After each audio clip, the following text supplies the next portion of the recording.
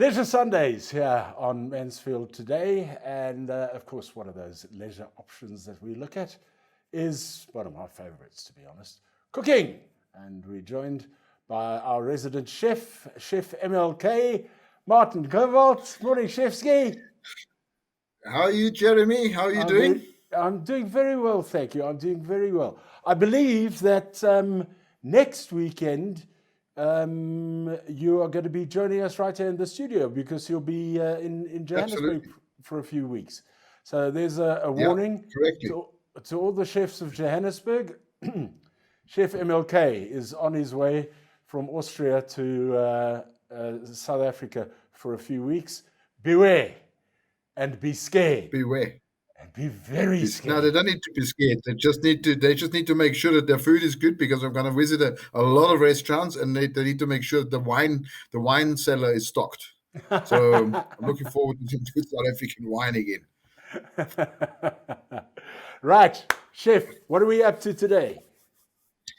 Well, since you guys are freezing your hands off and your fingers and your whatever, I thought I'm going to carry on with some nice heartwarming dishes as we started it last week. So this week we're going to do a chowder. We're going to do a bacon and cheddar and mustard chowder.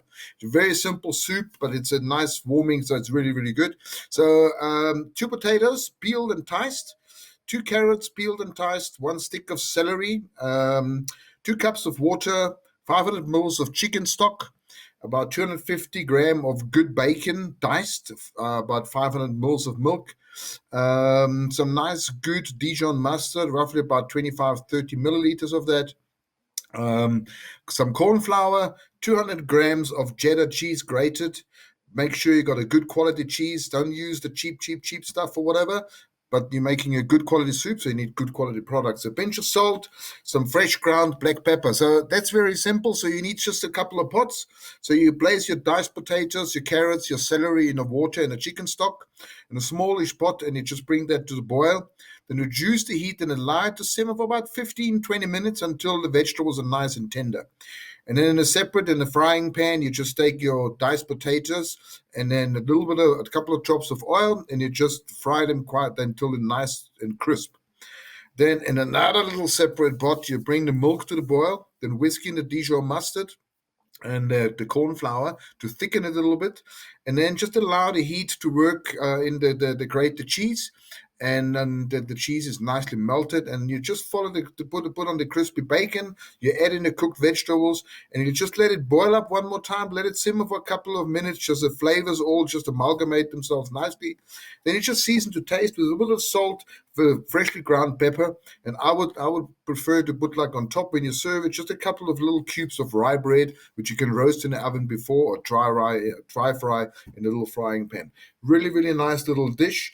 I think it's a meal in itself, so it's not something you need to do on a just as a starter. So it's a real good winter dish. So bon appetit and enjoy. Now, our cameraman has pointed out that you said that you place the diced potatoes with the carrots and celery and water and chicken stock in one pot. And then you said you place the diced potatoes and crisp them up. I presume there, and he presumes as well, that you meant the bacon.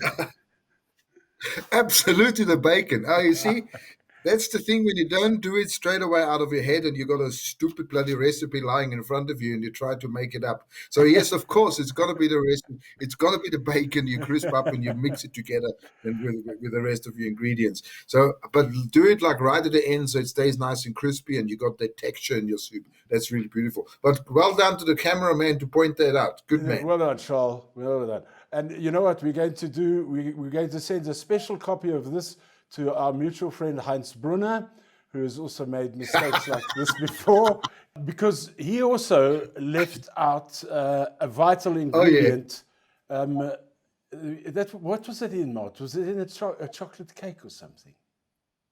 Yeah, I think it was the chocolate cake, but there was I've got even a better story. You know, we were on Chopped. We were on Chopped on the TV show Chopped. You know, we did that for charity. It was Heinz Brunner, Manfred Reinhardt, Jeff Scuddermans, and myself. And he was like in the first round, he was chopped already, but purely because he used like a Thai curry. And this is potent stuff, really, really potent stuff. And he scooped about a teaspoon of each on an oyster, and he cooked that and served that to the judges. The judges nearly jumped off the chairs and started puking. But it still denies it. It still denies it to the day. But it happened. It was on TV and it was shown. Good one, Martin. Chef MLK, Martin Cobalt. We'll see you in our studio next week on Sunday for Mansfield Today, the leisure options. Nice having you with us once again. See you next week, my bud. Thank you. Wait for it. Cheers.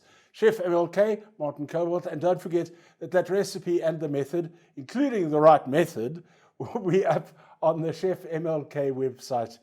It's chefmlk.co.za.